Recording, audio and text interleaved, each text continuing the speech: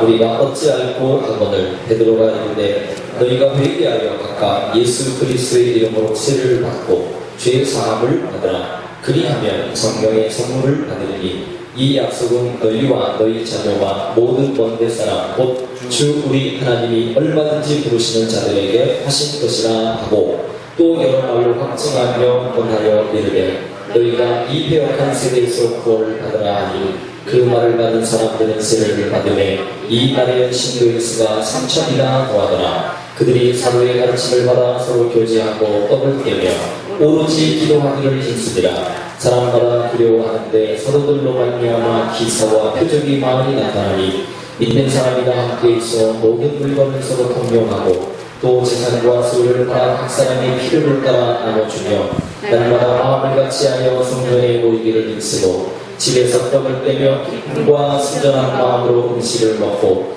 하나님을 찬미하며 또 온 백성에게 칭송받으니 주께서 구원받는 사람을 날마다 더하게 하시니라. 아멘.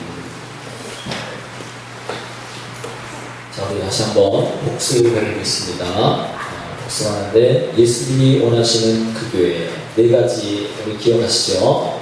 여러분 꼭 기억하십시다. 그래서 예수님께서 원하시는 그 교회를 우리가 만들어가야 합니다.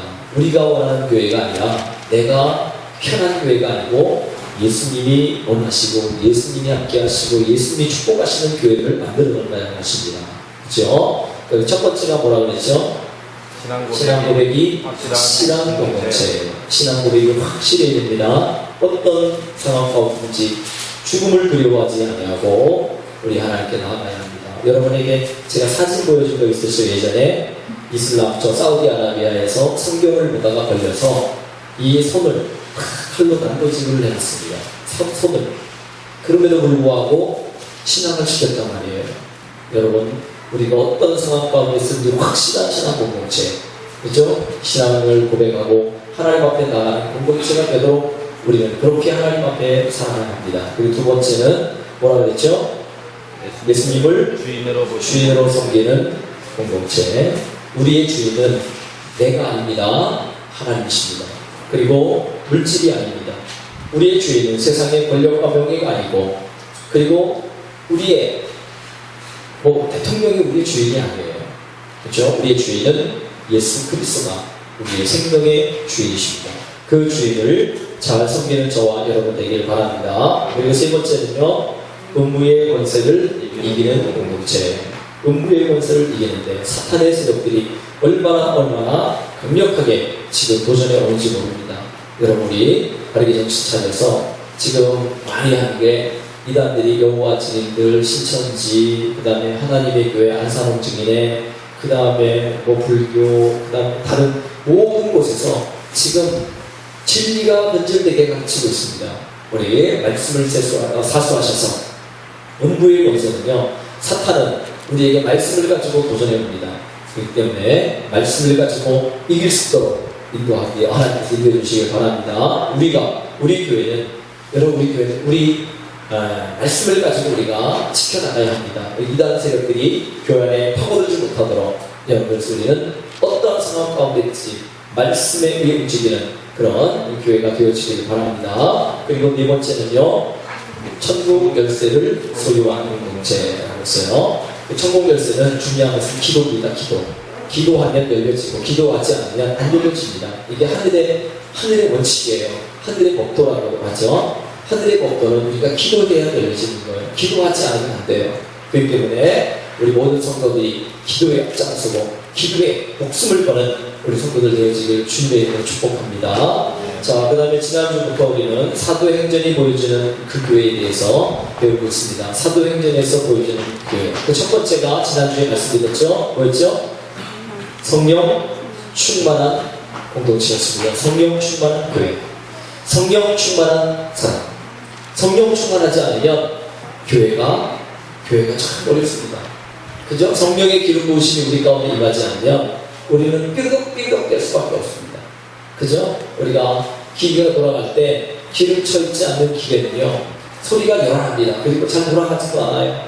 근데 거기에 기름 쳐지면 잘 돌아갑니다. 스무스하게 돌아갑니다. 소리도 안 납니다. 자연스럽게 돌아갑니다. 우리 안에 초대교회도요, 지난주에 말씀드렸던 것처럼 초대교회도 문제도 많았어요. 싸움도 있었어요. 사도 바울과 바나바는요 얼마나 친한 동역자였어요. 근데 서로 아주 심하게 다투면서 헤어졌어요. 그러면서 다시 복음이 증거되었지만 많은 어려움들이 있었어요. 그러나 그곳에는 주님을 예비하고 주님을 섬기는 그런 공동체가 되었습니다. 하나님께서 그 공동체에 놀라운 역사를 행해 주셨습니다. 사랑하는 여러분, 우리 교회가 성령 충만한 공동체가 되어야 됩니다. 그러면 하나님이 역사를 이루어내는 거예요. 오늘 그 이어서 사도행전에서 보여지는 그 교회 가운데 오늘 본문의 쭉 내용을 보면서 한번 따라하겠습니다. 예수님의 삶을 사는 소그룹 공동체. 예, 우리는 큰 교회 공동체 안에 들어와 있습니다. 근데 이 안에서 우리는 개별마다 또 여러분의 삶을 살아가고 있습니다. 특별히 우리는 교회 안에 여러 기관들이 있습니다. 어린이 세대, 중고등부 세대, 청소년 세대, 청년 세대, 그리고 장년, 여전도회, 남전도회, 그리고 목자 모임, 이런 것들이 나눠져 있습니다. 거기 안에서 우리는 어떻게 살아야 되냐? 예수님처럼 사는 사람들이 되어야 합니다. 예수님처럼 살아요. 한번 따라합시다. 예수님처럼 삽시다. 예수님처럼 삽시다. 네, 예수님처럼 사는 게 필요해요. 우리가 성령 충만한 공동체는요, 예수님처럼 사는 삶의 모습을 나타내는 공동체입니다. 자, 본장은 성령 충만한 성도들이 함께 더불어 사는 소그룹 공동체 이런 것에 대한 말씀을 하고 있습니다. 그래서 오늘 본문을 세 부분으로 한번 나눠보려고 합니다. 초대교회 소그룹 공동체의 모습을 한번 살펴보고요. 그리고 조금 더 나아가서 하나님, 신구약 성경에 나타난 하나님의 뜻, 공동체를 통해서 나타나신 하나님의 뜻을 우리가 발견하고 원하고, 그리고 우리 교회는 예수님의 삶을 사는 공동체로 어떻게 키워나갈 것인가 함께 고민해보는 귀한 시간들이 되어졌으면 좋겠습니다. 첫 번째는요, 초대교회 예수님의 공동체의 모습입니다. 이것은 다른 말로 말하면 요새 많이 흔히 얘기하는 것이죠. 한번 따라할까요? 전인적 소그룹. 전인격적 소그룹을 말하는 거예요. 전인격적 소그룹. 우리 교회가 그 교회가 되어야 됩니다. 오늘 본문에 41절 말씀 보면 그 말을 받은 사람들은 세례를 받으니 이날에 신도수가 3,000이나 더하더라. 얼마나 더했어요? 회개하고 주의 백성들에게 주님께로 돌아온 사람들이 3,000명이나 되는 수많은 사람들이 예수님께로 돌아왔습니다. 그 사람들이 베드로의 설교를 듣고 마음의 찔림을 받고 회개한 사람들입니다. 예루살렘의 현저한 특징은 말씀에 찔림받은 사람들이 회개하는 모습이 역력하게 나타났다는 것입니다. 보이사 성령님은 갈릴리 어부를 위대한 설교가로 공로시켰어요. 베드로의 설교를 들은 청중들 가운데 엄청난 사람들이 마치 폭탄에 맞은 듯 크게 흔들렸습니다. 그 강박한 심령들이 50여일 만에 완전히 새로운 마음으로 바뀌어졌다는 거예요. 여러분 잘 아시잖아요. 예수님께 십자가에 못 박힐 때 수많은 사람들이 빌라도 법정에서 외쳤잖아요. 예수님을 십자가에 못 박으라고. 십자가에 못 박으라고 외쳤던 그 사람들이 50일 만에 여러분 이런 대변화의 역사가 일어났습니다. 그 이유는 그들에게 하나님의 회개의 영이 임하였던 것입니다. 회개의 영이 그 가운데 임하였기 때문에 자신들이 그토록 대망했던 메시아를 자신들의 손으로 죽였다는 이 사실을 알게 되자 모두들 걱정을 쏘는 후회와 절망에 사로잡혀 그들이 마음이 창에 찔린 듯 어찌할 바를 모르고 있습니다. 31절에 그것을 말씀하죠. 그들이 이 말씀을 듣고 마음에 찔려. 이 찔려라는 말은요, 창이나 칼 같은 것으로 찔린다라는 말입니다. 여러분 보세요. 이 회개는요, 우리 가운데 찔림의 고통이 있어야 되는 거예요. 내가 절실하게 그렇구나, 내가 죄인이구나, 이런 것들에 대해서 내가 찔림을 받아요. 얼마나 아프겠어요, 그죠? 얼마나 아프겠어요. 칼이나 창으로 한번 여러분 찔려서 조금만 그냥 바늘 하나만 찔려도 얼마나 아파요. 양심에, 우리의 신앙의 양심에 하나님의 말씀이 우리 가운데 와서 검이, 그죠? 하나님 말씀이 검이라고 했잖아요. 말씀의 검이 우리 가운데 파고들어서 우리 가운데 찔림이 오고, 그리고 그 가운데 회개의 역사가 있는 하나님 잘 모르겠습니다. 내 죄를 용서해달라고 하나님 앞에 회개하며 나가는 것입니다. 오늘 책을 읽다가 제가 보지 못했는데 예전에 나왔던 2012년도에 10년도에 나왔었나봐요. 혹시 보신 분 계세요? 127시간이라는 영화. 보셨어요? 127시간 영화가 있는데 제가 그 영화를 어제 좀 봤습니다. 그 내용이 이제 책에 나와 있길래 그 내용은 어떤 내용인가 해가지고 봤는데 한 사람이 그 미국의 그랜드 캐니언을 여행하다가 혼자서 가다가 깊은 협곡에 빠지면서 그쪽으로 여행하다가 돌이 탁 떨어지면서 팔이 그 협곡 가운데 껴있는 거예요. 껴서 팔을 도저히 못 빼는 거예요. 돌이 딱 떨어지면서 팔이 안 꿰지는 거예요. 사람이 갈 수 없는 엄청나게 큰 넓은 그 가운데 협곡 가운데서 그 사람을 찾을 수가 없는데 그 사람이 127시간 이게 팔 다 죽어가지고 이쪽 손을 다 찔러 이쪽 손가락을 다 죽어갔지 그러면서 거기서 자기가 그 고통 가운데 헤어나오는 그 모습을 하는데 어떻게 나왔는지 아세요? 보신 분 계세요? 그분이요 칼로 가지고 자기의 이 팔을 잘라내는 거예요. 자기의 팔을 잘라내면서 그 고통에서 나오는 거예요. 아무리 왼손을 가지고 바위를 끌어올리고 자기가 갖고 있는 배낭에 있는 줄을 가지고 바위를 끌어내려고 해도 돌이 안 끌어 너무 무거우니까 팔뚝이 끄적을 하지 않는 거예요. 할 수 없이 결론한 것은 뭐예요? 자기의 팔을 끌어내면서 나온 거예요. 그것을 신문적으로 보여준다고 얼마나 끝이 같이 그냥. 저는 그걸 보면서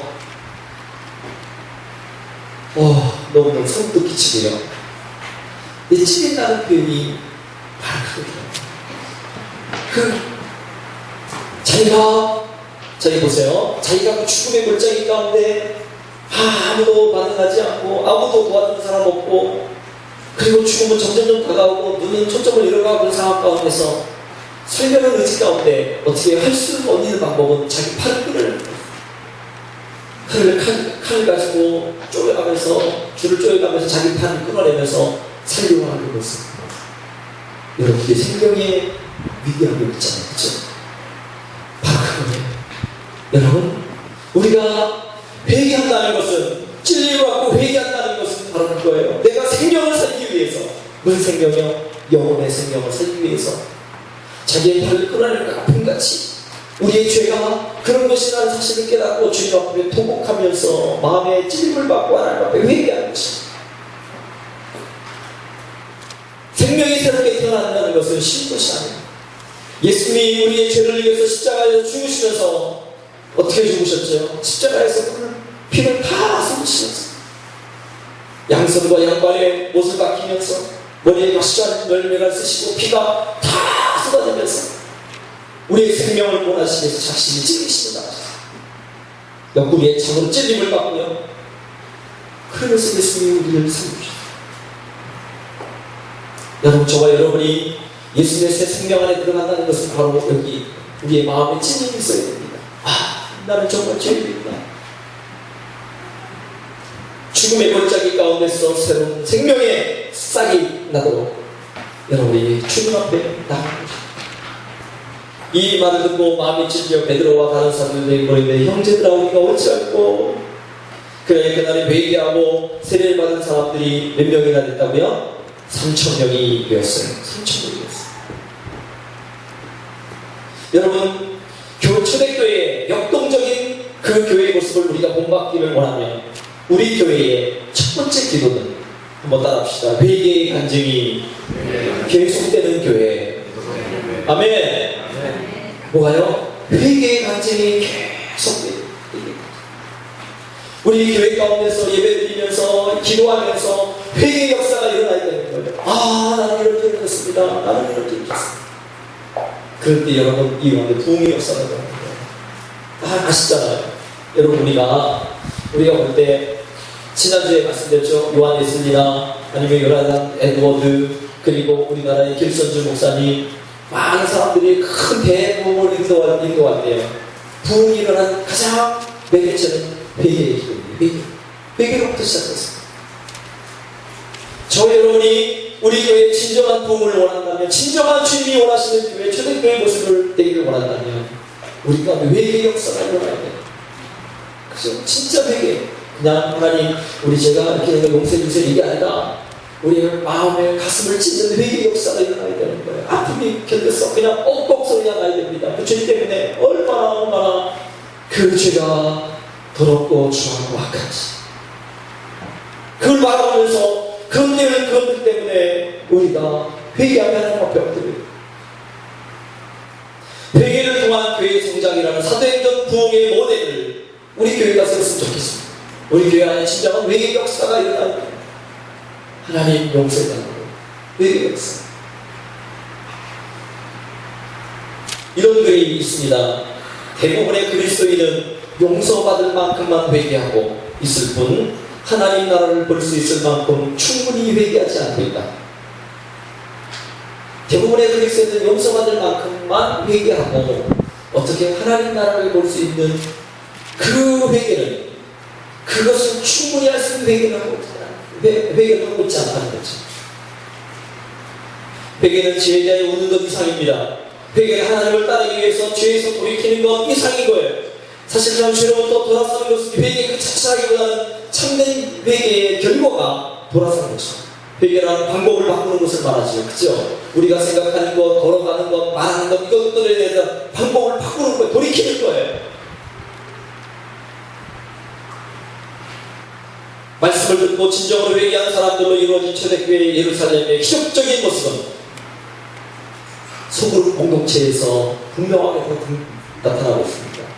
그들은 사도의 지도 아래 42절 말씀 한번 읽어볼까요? 42절. 자, 시작. 그들이 사도의 가르침을 받아 서로 교제하고 떡을 떼며 오로지 기도하기를 했습니다. 중요한 것은 뭐죠? 오로지 기도에 힘쓰지만 그들이 어떻게 했다고요? 서로 교제하고 그리고 떡을 떼며 서로 교제하고 떡을 떼며. 교회 생활하는 것은요 혼자만 하는 게 아닙니다. 맞죠? 교회는 공동체적인 삶을 살아가는 거예요. 나 혼자만이 아니라 함께 가는 것입니다. 그런데 함께 가는데 여기 보니까 3,000명이 함께 모여서 다 같이 밥 먹고 다 같이 예배 드리고 다 같이 가르침을 받고 이렇게 하지 않았습니다. 어떻게 같이 모여서 사도들을 따라서 지도자를 따라서 모여서 거기에서 예배 드리면서 하나님 말씀의 가르침을 받고 그리고 거기에서 소그룹에서부터 양육되어지고 그 안에서 진정한 교제가 이루어졌던 것입니다. 성령 충만한 120명의 지도자들에 의해서 3,000명의 급격한 팽창 초대교회의 부흥의 역사가 일어났습니다. 그 가운데 성도들은 사도의 가르침에 전념하고 기도하는 데 전념했습니다. 말씀과 기도는 하나님께로 향한 우리의 경건 생활의 핵입니다. 이를 통해서 성령으로 더욱 충만해지며 성령 충만을 통해서 더욱 말씀과 기도에 전념하게 되었습니다. 여러분이 교회 이게 순서를 여러분 잘 아셔야 돼요. 하나님이 원하시는 교회는 먼저 성령 충만한 교회입니다. 성령 충만.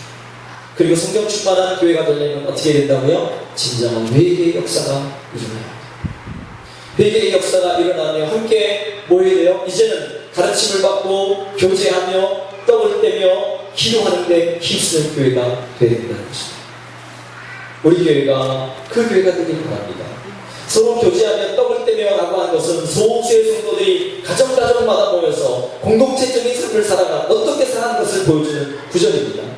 3,000명이 넘는 대식과 서로 떡을 떼며 교제할 수 있는 방법은 소그룹으로 나눌 수 있는 것입니다. 여러분가 잘 알죠? 예수님께서 5병의 기적을 일으킬 때 거기 몇 명이요? 장정들만 5,000명 있습니다. 장년들만 5,000명. 근데 예수님께서 뭐라고 했죠? 야, 사람들을 때로 나누라. 다 나눴어요. 그리고 축사하신 후에 때니까 3,000명, 5,000명이 먹고도 남는 역사가 일어났어요. 여러분, 우리 교회는 공동체적인 삶을 살면서도 소그룹의 강력한 그 소그룹의 역사가 일어나야 됩니다. 여러분, 우리 몸을 하나의 몸으로 딱 돼 있어요. 이렇게 딱 돼 있지 않습니까? 그런데 이 몸을 지탱하는 것은요, 작은 세포, 보이지 않는 세포 하나하나. 지금 우리는 보이지 않지만 이 세포들이 모여서 우리의 거대한 몸을 딱 지탱할 수 있는 것입니다. 우리 교회가 하나님의 나라 교회가 든든해지려면 작은 개인끼리 그리고 작은 소그룹이 탄탄해져야 됩니다. 그렇죠? 본문 46절에도 날마다 마음을 같이하여 성전에 모이기를 힘쓰고 집에서 떡을 떼며 기쁨과 순전한 마음으로 음식을 먹고 라고 했습니다. 그들은 성전에 모여서 성전은 그냥 여기 지성소 성소 여기가 아니고 이방인의 뜰, 성전 뜰을 의미하는 거예요. 거기에 사람들이 다 모였어요. 뜰이 굉장히 컸었습니다. 예루살렘 성전, 나중에 헤롯 성전은 뜰이 굉장히 컸었어요.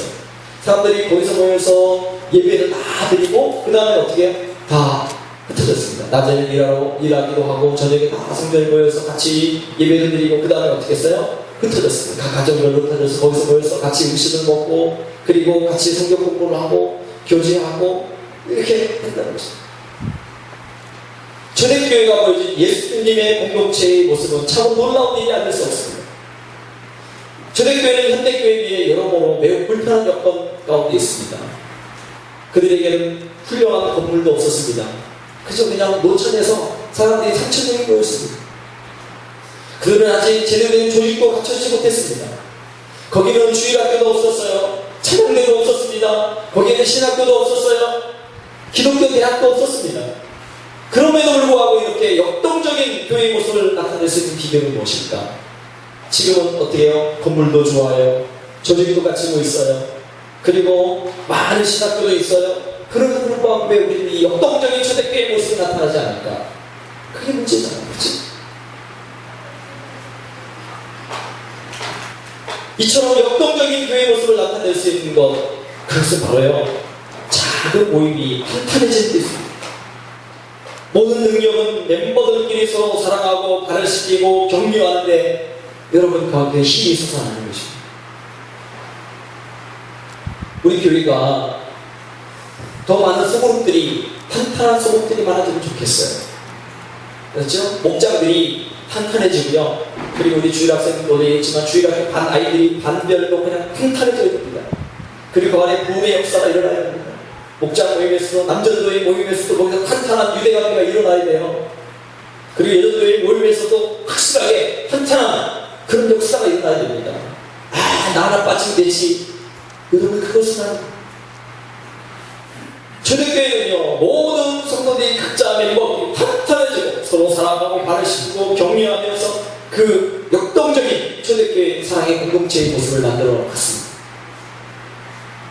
주님이 원하시는 교회는 바로 그 교회입니다. 초대교회 같은 교회.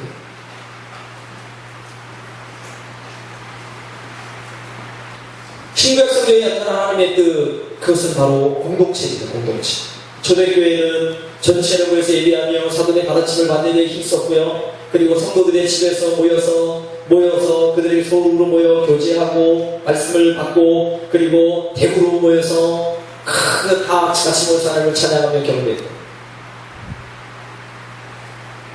싱가포르에 거기에 콩 목사님이 계신데, 콩이라고 하는 목사님이 계신데 그 목사님 교회는요, 소그룹만 몇천 개가 됩니다. 몇천 개.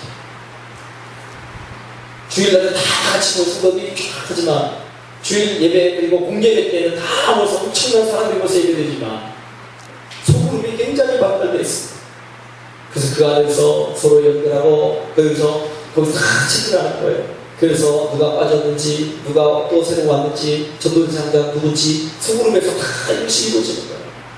그래가지고 다 가고 거기서 기도하고 또 서로 세워지고 넘어진 사람들 자기가 다 알잖아요. 거기서 세워지고 그리고 같이 사랑을 나누면서 그것이 이루어집니다. 요즘 많은 교회들이 이제는 그것으로 바뀌어지고 있어요. 안산 동산교회를 여러분 잘 아시잖아요. 김인준 목사님 요새 그 교회가 굉장히 많이 커져서 부흥되는데 요즘 목사님이 그걸 원하는 거예요. 큰 교회 다 같이 모이고 그것도 중요하지만 더 중요한 것은 이제 매 그 월요일부터 토요일까지 그 주간에 소그룹이 모여서 단단한 그리스도의 영향력을 발휘하고 사는 그 훈련을 하고 있더라고요. 옳은 것입니다.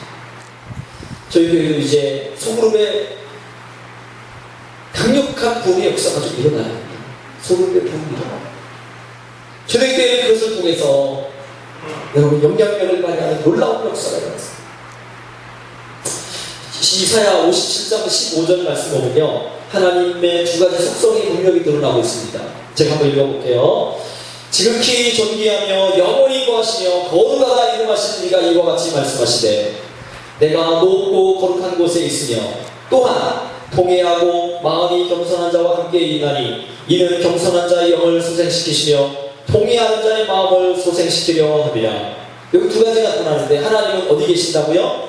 높고 거룩한 곳에 계시며 하나님은 높고 거룩한 곳에 계셔요. 이게 첫 번째 속성이에요. 그 두 번째는 뭐예요?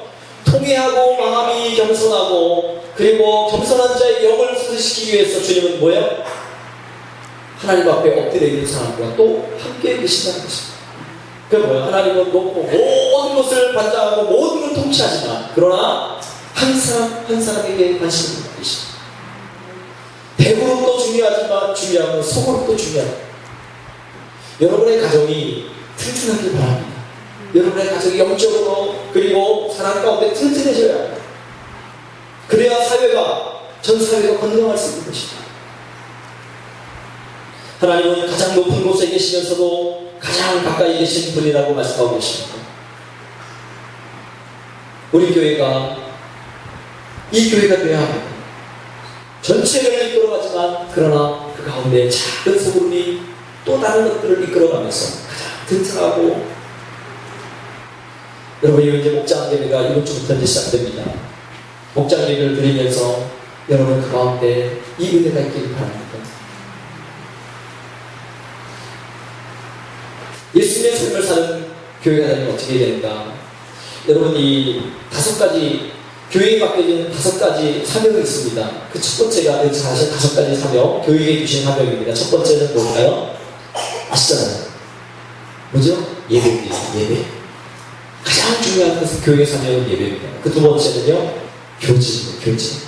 교회 안에 성도들이 같이 교제. 그 세 번째는 양육입니다. 양육. 양육을 받기 싫어하면 안 됩니다. 여러분 성경 공부하면 양육 받기를 좋아요. 그 다음에 네 번째는 봉사입니다. 교회는 봉사해야 됩니다. 그리고 5번째는 전도해야 됩니다. 주님이 이 5가지 명령을 우리 교회에 주시고 싶습니다. 이것을 위임하셨습니다. 큰 교회, 우리 교회 전체에게 위임하신 것이 이 5가지입니다. 다시 한번 여러분 잘 기억하세요. 우리 교회가 교회에 주신 사명인데 첫 번째 예배의 사명, 두 번째 교제의 사명, 세 번째 양육의 사명, 네 번째 봉사의 사명, 5번째 전도의 사명. 이 사명을 위해서 교회가 존재하는 겁니다. 이거 안 하면 교회 필요 없습니다. 알았죠? 이거 예배, 그 다음에 교제, 양육, 그 다음 봉사, 전도 이것이 이루어지지 않으면 교회는 주님이 원하신 교회가 아닙니다. 그 교회가 이루어져요. 그리고 똑같이 여러분 우리 목자 모임이나 아니면 교사 모임이나 남전도 여전도 모임할 때 중요한 게 뭐냐면 이 5가지 시스템이 있어야 됩니다. 첫 번째는요, 공동체가 돼야 됩니다. 공동체. 알았죠? 목자 모임할 때 여러분이 공동체가 돼야 돼요. 공동체는요, 화합입니다. 하나됨입니다. 공동체는 하나됨입니다. 마음과 생각과 뜻이 하나 돼서 목적을 향해서 나아가는 것입니다. 그래서 목장 예배를 드릴 때 모이면요, 뭐예요? 공동체적인 마음을 가져야 됩니다. 아, 내가 빠지면 되지 뭐. 그게 아니에요. 내가 빠지면 거기 다른 사람이 힘들어집니다. 그리고 또 하나는 첫 번째 공동체고 두 번째는 온전케 되는 것입니다. 성도들이 온전케 되도록 어떻게 해요? 함께 죄를 고백하고 회개하고 그리고 서로 아파하는 성도들을 일으켜 세우고 같이 가도록 하는 것이 우리 목장에서 소금에서 되어진 일들입니다. 그리고요, 세 번째는 책임감입니다. 책임감. 여러분, 이런 책임감을 감당합니다. 자기의 맡겨진 책임을 감당해야 합니다. 어떤 일이 있어도 책임을 감당하지 않으면 여러분 그 단체는 그 그룹들은 무너질 수밖에 없습니다. 하나님께서 우리에게 맡겨진 사명을 감당해야 된다는 것입니다. 그리고 네 번째는요, 리더십입니다. 인도하는 분에 목장이나 아니면 목장 교사나 아니면 선생님들에게 우리는 복종해야 합니다. 리더십에 순종하지 않으면 그 공동체는 그 그룹은 깨질 수밖에 없습니다. 사랑하는 여러분, 그렇기 때문에 그 사장님의 말씀에 의해서 대표의 말에 의해서 회사가 움직여야지. 다 여기 과장이나 아니면 다른 대리들 이렇게 갑시다, 저 사람 저렇게 갑시다 라고 하면 그 회사는 무너질 수밖에 없습니다. 그렇기 때문에 어떤 공동체든지 어떤 그룹이든지 리더의 말에 순종해야 합니다. 그리고 리더십을 가지고 성도들을 그리고 그룹을 이끌어가야 한다는 것입니다. 그리고 마지막 5가지 시스템 가운데 마지막은 전도하는 것입니다. 전도하는 것. 여러분 목장을 할 때마다 그냥 모여서 우리가 같이 기도하고 그 가정에 가서 신방하면서 예배 드리는 것 그것도 중요하지만 더 어떻게 거기에서 여러분들이 뭘 나눠야 되느냐. 내가 이번 주에 전도할 사람은 누굽니다. 지금 내가 전도할 사람 누굽니다. 목장모임에 모여서 전도 상담을 위해서 기도해야 됩니다. 그 영혼들을 하나님께서 책임져 주시면 우리는 기도하고 하나님 앞에 엎드려요.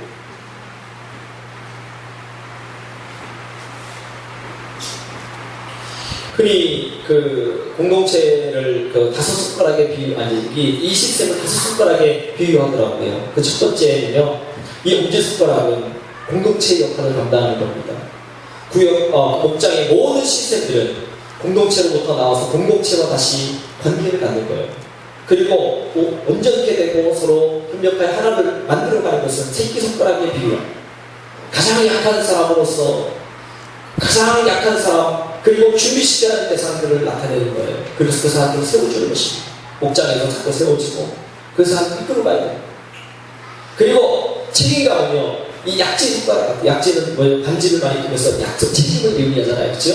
그러면서 자기 서로에 대한 또 서로를 위한 지원 시스템을 가지는 거예요. 자기 책임을 감당하는 것입니다. 그리고 리더는요, 중지, 가장 긴 손가락 같아요.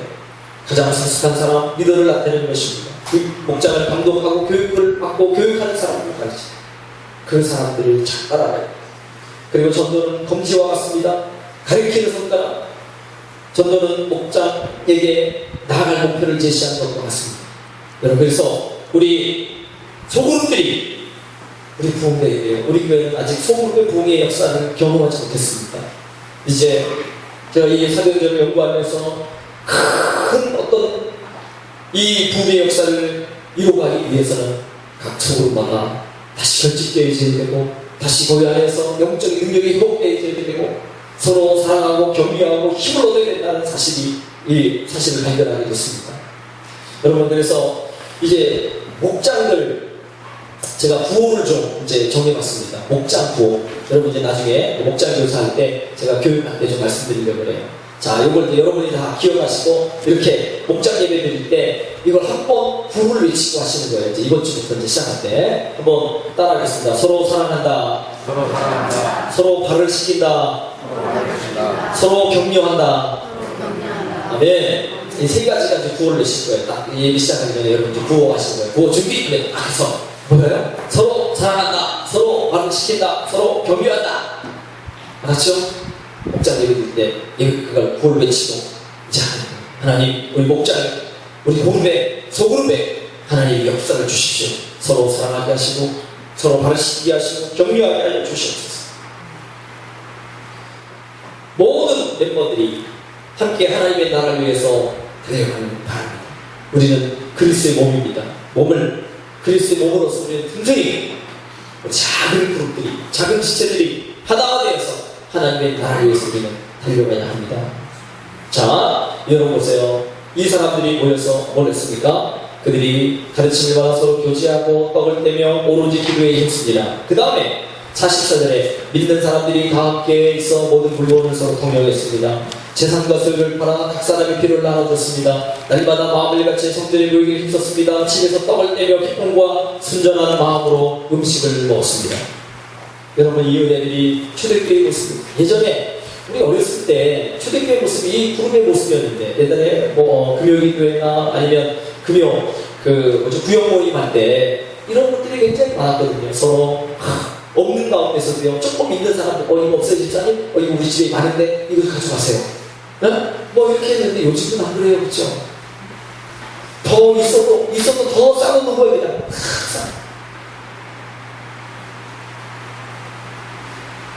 저 시골에 가면 이렇게 이제 어머니가 이제 아내하고 이제 식사 이제 밥을 치러 놓을 때 가만히 보니까 사람들 많이 모일 때는 아주 좋은 그릇들을 쫙 근데 대충 집에 갔을 때는 아유 좀 이거 버려야 될 그릇을 좀 이거 좀 버리세요. 좋은 것들은 다 그냥 다 싸놓고 그래가지고 좋은 것 좀 아유 얼마 사신다고 좀 깨끗하고 좋은 그릇 좀 드시면서 이렇게 하세요. 그래도 이거는 나중에 쓸 거래요.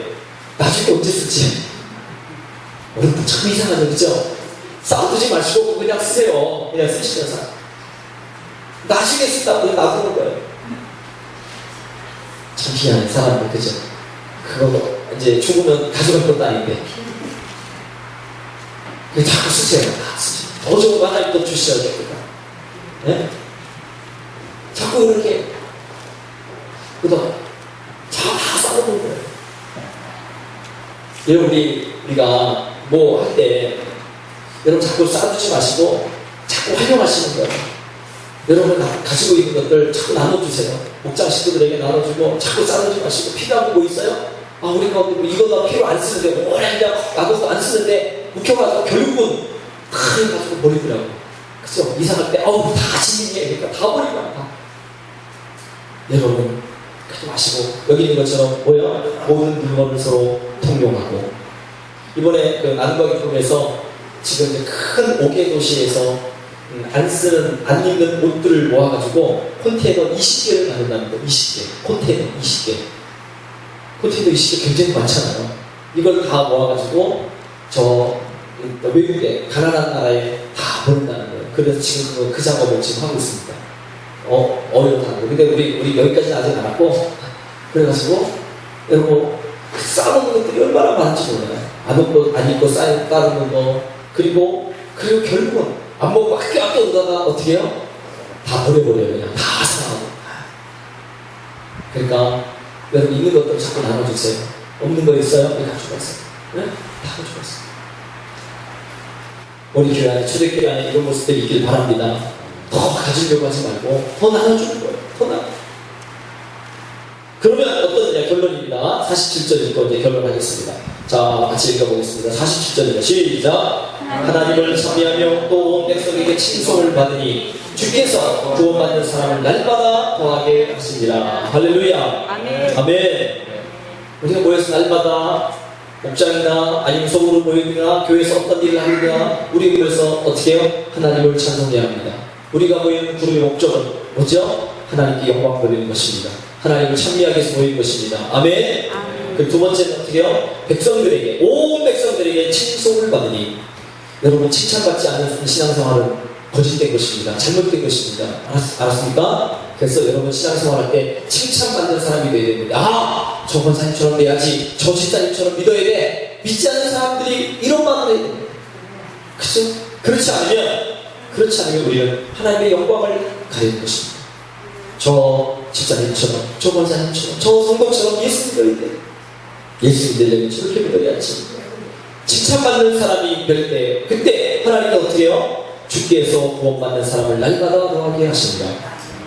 구원받는 사람을 날마다 더하게 하시는 것은 누구의 소망이에요? 주께서 하십니다. 주님께서 하십니다. 우리는 어떻게 해요? 주님이 원하시는 삶을 살아가면 됩니다. 그 다음에 하나님께서 그 다음은 주님이 책임져 주시는 거예요. 부흥을 주시는 것 주님이셔요. 역사하시는 분 주님이셔요. 우리는 그냥 하나님을 찬양하는 거예요. 그리고 많은 사람들에게 진짜 예수 믿는 사람이 어떤 사람인가를 보여주는 삶을 사는 것입니다.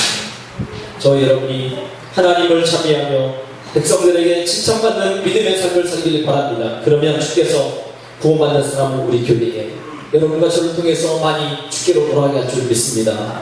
여러분, 우리 교회가 이 큰 대국에 전체 공개된 데 모여서 예배드리는 것뿐만 아니라 이 작은 그룹 속에서도 이런 하나의 사랑과 그리고 섬김과 교제와 그리고 서로 사랑하고 아름답게 서로 위해주고 그리고 동력하는 역사들이 작은 그룹 속에서 더 많아지게 주님의 축복합니다. 우리 주일학교 아이들 반마다 선생님들마다 그리고 그 반에 아이들이 하나가 되고 더 부흥의 역사를 위해서 함께 기도하고 교제하고 세워주고 그리고 목장 예배 때 그리고 우리 안주전도회 모임 때도 서로 아름다운 공동체를 이루어가는 귀한 은혜가 있기를 주님의 이름으로 축복합니다.